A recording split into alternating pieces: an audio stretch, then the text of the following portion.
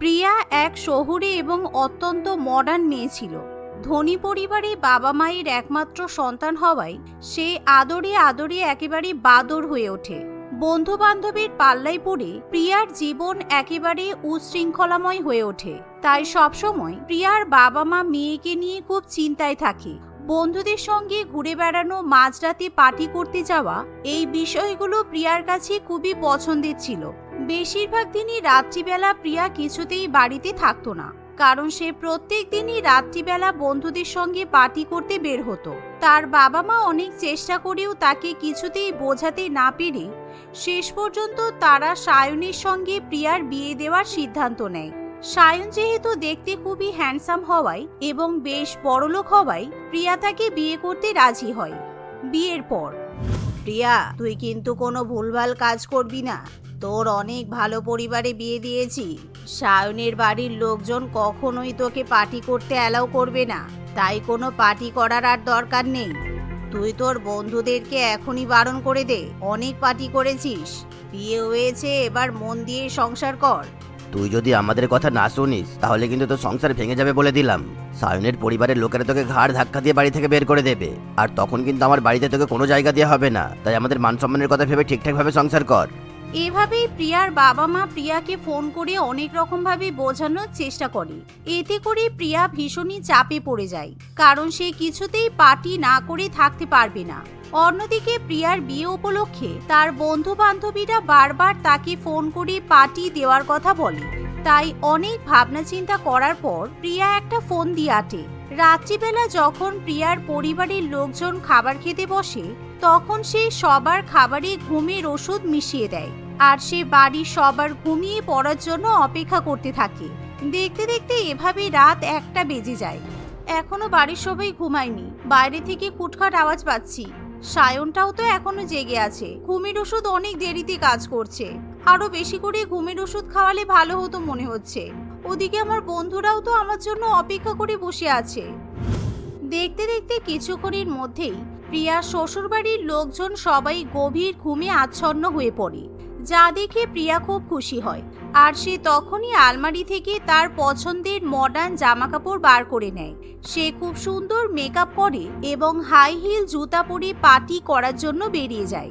Cab book করে প্রিয়া সোজা night ক্লাবে গিয়ে পৌঁছায়। দেখতে দেখতে প্রায় ভোর হয়ে এলে প্রিয়া এবার টলতে টলতে শ্বশুরবাড়ির দিকে রওনা দেয়। শ্বশুরবাড়িতে পৌঁছানো মাত্রই প্রিয়ার প্রচন্ড পরিমাণে ঘুম পেয়ে যায়। তাছাড়া তখনও পর্যন্ত সে নেশার ঘোরে একেবারে আচ্ছন্ন থাকে।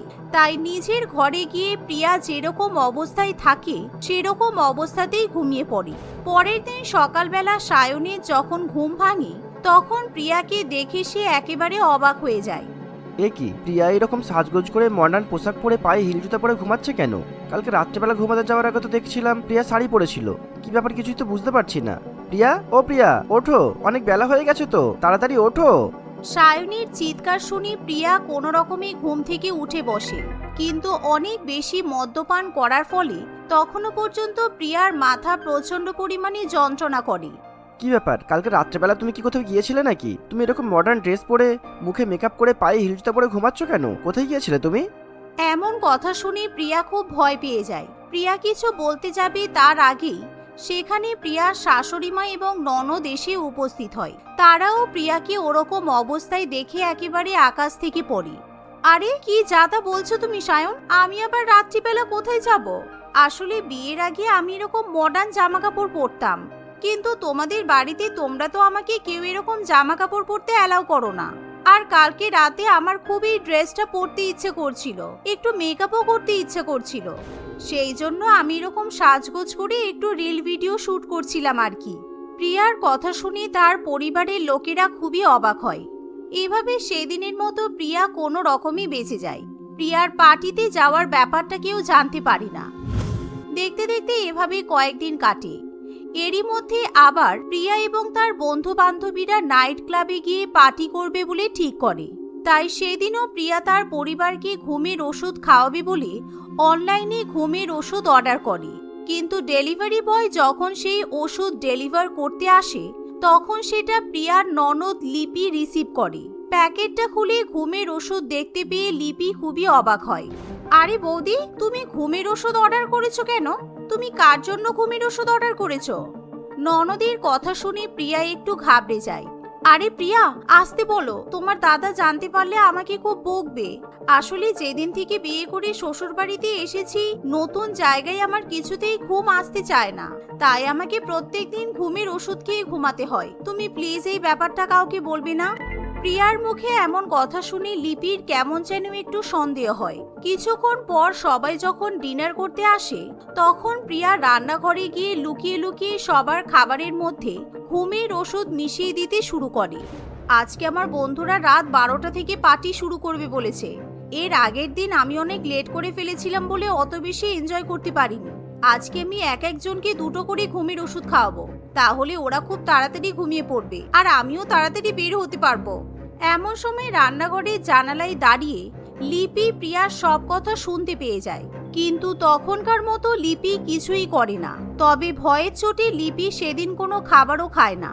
সে আগে ভাগে নিজের ঘরে গিয়ে ঘুমিয়ে পড়ার নাটক করে। অন্যদিকে প্রিয়া বাড়ির বাকিদের খাবারের সঙ্গে ঘুমের ওষুধ খাইয়ে ঘুম পাড়িয়ে দেয়। দেখতে দেখতে রাত গভীর হয়ে আসে। প্রিয়া যখন গভীর রাতে মডার্ন ড্রেস পরে পার্টি করতে যাবে বলে বাড়ি থেকে বেরোয়, তখনই লিপি হাতে নাতে তাকে ধরে। আমার তো প্রথম দিনই তোমার উপর খুব সন্দেহ হয়েছিল। যেদিন তুমি ওরকম ছোট জামা কাপড় পরে সাজগোজ করে পায়ে হিল জুতা পরে ঘুমাচ্ছিলে, সেদিন থেকে আমি তোমার উপর নজর রাখছিলাম। ছি, তোমার লজ্জা করে না বৌদি? তুমি এরকম গভীর রাতে পার্টি করতে যাবে বলে আমাদেরকে ঘুমের ওষুধ খাইয়ে আমাদের স্বাস্থ্যের ক্ষতি করছো। আমি কালকে সকালেই বাড়ির সবাইকে সত্যি কথা বলে দেব।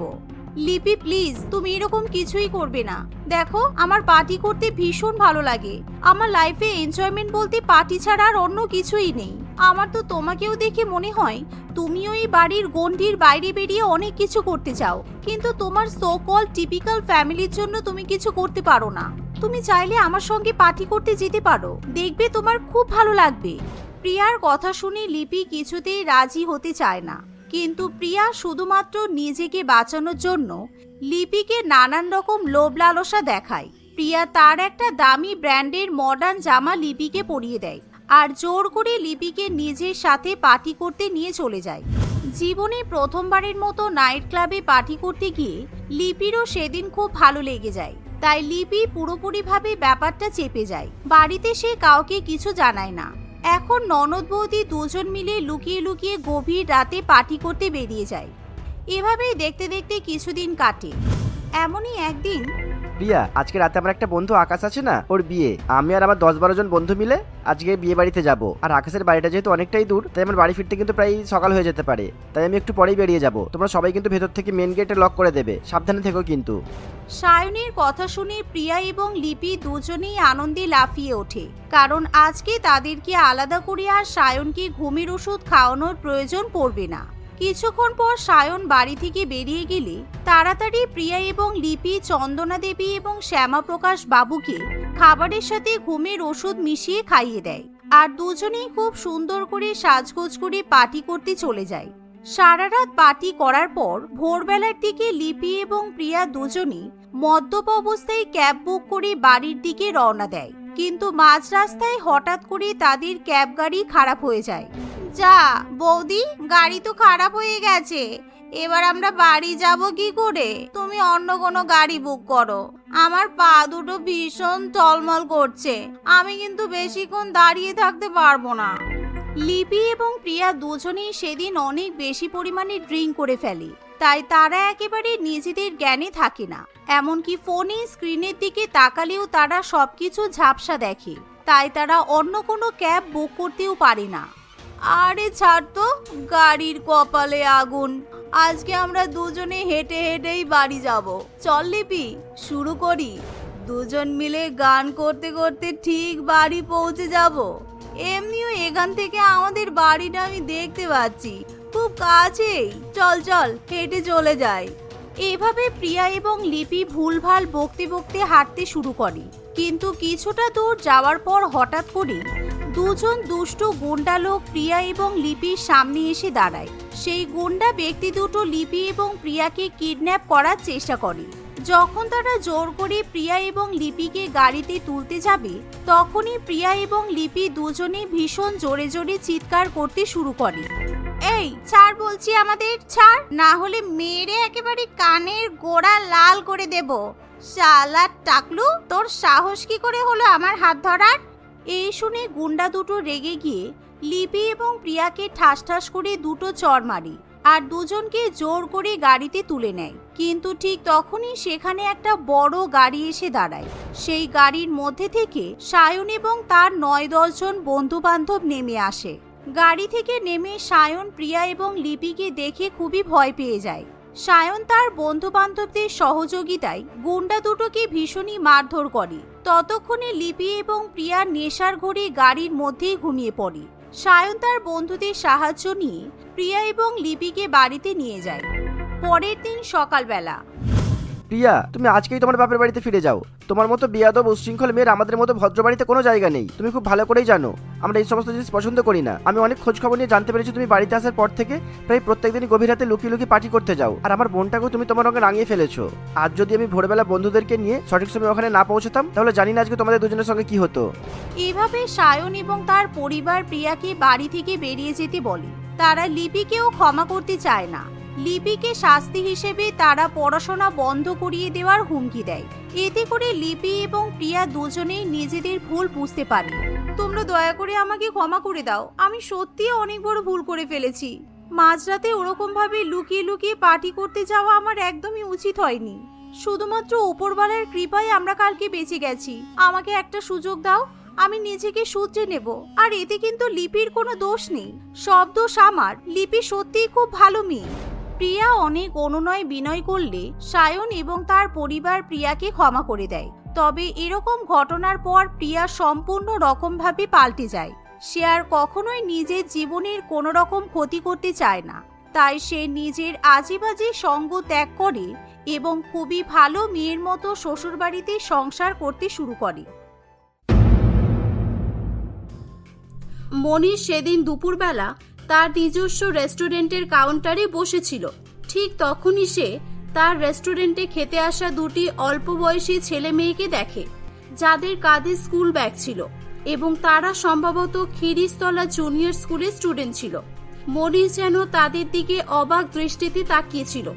তখন তার ম্যানেজার সেখানে এসে বলে, ছোট দাদা বাবু, ওদের দিকে তাকিয়ে কি দেখছেন? Anything wrong? আপনি আমাকে বলতে পারেন। না না, অসুবিধার কিছু নেই। ওদের দেখে আমার পুরানো দিনের কিছু স্মৃতি মনে পড়ে গেল। এই মোনাদি, ওই বাচ্চাগুলো কি গার্লফ্রেন্ড বয়ফ্রেন্ড না কি গো? নয়তো দেখো না একে অপরকে কেমন খাইয়ে দিচ্ছে। আর বলবেন না, পুরো সমাজটাই অধঃপতনে গেছে। এখন তো বাচ্চারা স্কুল লাইফ থেকেই প্রেম ভালোবাসা শুরু করে দিয়েছে। এই দেখুন না, এখানেই উদাহরণ পাওয়া যাচ্ছে। মোনা মনীষের থেকে বয়সে অনেক বড় ছিল, আর মনীষ তাকে দিদির মতোই সম্মান করত। মনীষের বাবা রামচরণ কয়েল বেঁচে থাকতে সে কাজ জয়েন করেছিল। এখনো পর্যন্ত সে রেস্টুরেন্টের সমস্ত দায়িত্ব নিপুণভাবে পালন করত। মোনা আবার তার কাজে চলে যায়, কিন্তু মনীষ তখনও বাচ্চা ছেলে মেয়ে দুটির দিকে একভাবে তাকিয়েছিল। তাদের দিকে তাকিয়ে থাকতে থাকতেই মনীষের পুরানো দিনের কথা, তার ছোটবেলার পছন্দ স্বপ্নের কথা মনে পড়ে যায়। মনীষ, তুমি দেখেছো কুনাল আজকেও আমাকে মারলো। এই দেখো, আমাকে মেরে আমার হাত লাল করে দিয়েছে। আর দেখো না, ওর ব্যাপারে মাকে বললে মা মোটেও বিশ্বাস করে না, বলে নাকি আমি দোষ করি, তাই মার খাই। দেখবে ও আবার কিছুক্ষণ পর আমাকে মারতে আসবে। তুমি চিন্তা করো না স্বপ্না, আমি এখানে আছি তো, ওকে আসতে দাও। তোমার গায়ে হাত তোলার সাজা আজও পেয়ে যাবে। হ্যাঁ, ঠিক বলেছ। তুমি আজকে ওকে বেশ করে মারবে। ও আমাকে রোজ মেরে পালায়, আর এর আগে ও আমার অনেকগুলো খেলনা আর পুতুল ভেঙে দিয়েছে। তারা দুজনে কথা বলছিল, ঠিক তখনই সেখানে কুনাল এসে উপস্থিত হয়। স্বপ্না মনীষের সঙ্গে আছে দেখে কুনাল খুব রেগে যায়। কুনাল জানতো মনীষ স্বপ্নার খুব ভালো বন্ধু, আর মনীষের সামনে স্বপ্নাকে কিছু করলে সে তাকে ছাড়বে না। কুনাল স্বপ্নার পাশে গিয়ে তাকে আস্তে আস্তে বলে, তুই কি ভেবেছিস ওই রাস্তার ছেলেটা থেকে সবসময় বাঁচিয়ে নেবে? কাল তুই স্কুলে চল, তারপর তোর হবে। আর ও তো আমাদের স্কুলেও পড়ে না। তখন কি হবে? এই বলে কুনাল মনে মনে হাসতে হাসতে সেখান থেকে চলে যায়। আসলে কুনাল ঠিকই বলছিল, তারা একই ক্লাসে পড়লেও মনির সাধারণ পরিবার থেকে হওয়ায় সে একটা সরকারি স্কুলে পড়তো, আর স্বপ্না ও কুনালদের পারিবারিক অবস্থা ভালো ছিল, তাই তারা একই সঙ্গে একটি প্রাইভেট স্কুলে পড়তো। পরের দিন স্কুলে যাওয়ার সময় হলে, এই স্বপ্না, তুই এখনো ওখানে দাঁড়িয়ে কি করছিস? স্কুলে যাবি না? চল, কুনাল তোকে ডাকতে এসেছিল, তুই স্কুলে চলে গেছিস বলে আমি ওকে পাঠিয়ে দিয়েছি। দূর, আমার ভালো লাগে না, মা কিছু বোঝে না, আজও আমাকে ওই কুনাল স্কুলে গেলে মারবে, আমার স্কুলে যেতে ইচ্ছা করে না। মনীষ আমার সঙ্গে একই স্কুলে পড়লে খুব ভালো হতো, আজকে আমি স্কুলে যাব না, মা যতই বলুক না কেন, আজকে আমি মনীষের সঙ্গেই থাকবো, আর ওকেও স্কুলে যেতে দেব না। এই ভেবে স্বপ্না মনীষ স্কুলে বের হওয়ার আগেই তাদের বাড়ি চলে যায়। স্কুলে না গিয়ে তারা দুজনে ঘুরতে যাওয়ার কথা বললে, এ তুই কি বলছিস স্বপ্না? গল্প করতে তো আমারও ভালো লাগে, কিন্তু আমাদের স্কুলেও তো যাওয়া দরকার, বল। না, যাব না, সেই তো গেলে কুনাল আমাকে মারবে, আমি আর মার খেতে চাই না। এবারে তোর যদি ভালো না লাগে তাহলে তুই স্কুলে চলে যা, আমি এখানে এই মাঠেই সারাদিন বসে থাকবো। স্বপ্নার কথা শুনে মনীষের কিছু করার ছিল না, সেও স্কুলে না গিয়ে তার সঙ্গে গল্প করার জন্য রাজি হয়ে যায়। এরপর থেকে তারা দুজনে এভাবেই স্কুলে না গিয়ে প্রায় প্রায় মাঠে বসে থাকতো। এমনই একদিন কুনাল তাদেরকে দেখতে পেয়ে যায়। ও, তাহলে স্বপ্না স্কুলে না গিয়ে এর সঙ্গে এখানে বসে থাকে। দাঁড়া, এদের হচ্ছে। এই স্বপ্না, তুই এখানে এই রাস্তার ছেলেটার সঙ্গে কি করছিস রে? আর সেদিন মার খাওয়ার ভয় স্কুলে যাসনি, তাই তো? এই কুনাল, তুই উল্টো পাল্টা কথা একেবারেই বলবি না বলে দিলাম, ও রাস্তার ছেলে নয়, বুঝেছিস? ও আমার খুব ভালো বন্ধু, ও আমার বেস্ট ফ্রেন্ড হয়। তোর বেস্ট ফ্রেন্ড? তাহলে তো ভালোই হলো, আজ থেকে মারার মন গেলে আর তোকে মারবো না, তোর বেস্ট ফ্রেন্ডকেই মারবো। তবে এই নে সেদিনের বাকি মারটা। এই বলে হাসতে হাসতে কুনাল মনীষকে মারতে চায়, কিন্তু মনীষই বরং তাকে ধরে খুব মারে। তখন সে কান্নাকাটি করা শুরু করে দেয়। কুনালের মা ওই স্কুলেরই টিচার ছিল, আর তার ছেলে কুনালের কান্নার আওয়াজ পেয়ে সে সেখানে আসে। আরে আরে, একই ছেলে রে বাবা, শুধু শুধু আমার ছেলেটাকে ধরে মারছে, রাস্তার বুনো মোষ কোথাকার। বাবা মায়ের শিক্ষা না থাকলে এরকমই জানোয়ার তৈরি হয়। দাঁড়া, আমি তোর ব্যবস্থা করছি। নূপুর দেবী ফোন করে রিমিতা দেবীকে সেখানে ডাকে এবং তার মেয়ে অল্প বয়সে খারাপ হয়ে যাচ্ছে, স্কুল ছুটি করে আড্ডা মারছে, পড়াশোনায় মন নেই ইত্যাদি সবকিছু তাকে বলতে থাকে। আর সে এটাও বলে যে সে মনীষের সঙ্গে মিশেই খারাপ হচ্ছে।